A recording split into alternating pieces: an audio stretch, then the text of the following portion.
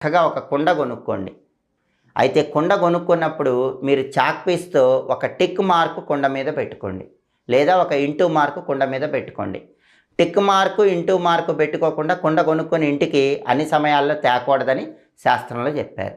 సరే అలా tick mark గానీ, ఇంటూ మార్క్ గానీ పెట్టుకొని కుండ కొనుక్కొని ఇంటికొచ్చాక ఆ కుండలో 1/4 భాగం వరకు, 1/4 భాగం వరకు దొడ్డుప్పు పొయ్యండి. మీరు రోజు డబ్బులు సంపాదించుకుంటున్నారనుకోండి, ఆ డబ్బులు రాత్రిపూట ఆ కుండలో ఉన్న ఉప్పులో ఉంచండి. దాని మీద ఒక పేపర్ ఉంచేసేయండి. మర్నాడు పొద్దున తీసి ఆ డబ్బు మీరు బీరువాలో దాచిపెట్టుకోవచ్చు, బ్యాంకులో వేసుకోవచ్చు. ఏం చేసినా సరే డబ్బు ఖర్చు అనేది తగ్గిపోతుంది. దానికి కారణం ఏంటి అంటే, మీరు డబ్బులు సంపాదించినప్పుడు ఎప్పుడైనా సరే డబ్బుకి నరఘోష, నరపీడ అనేది ఎక్కువగా ఉంటుంది. డబ్బుకు నెగిటివ్ ఎనర్జీ ఉంటుంది. ఎదుటి వాళ్ళ ఏడుపు మొత్తం కూడా ఆ డబ్బు మీద ప్రభావం చూపిస్తూ ఉంటుంది.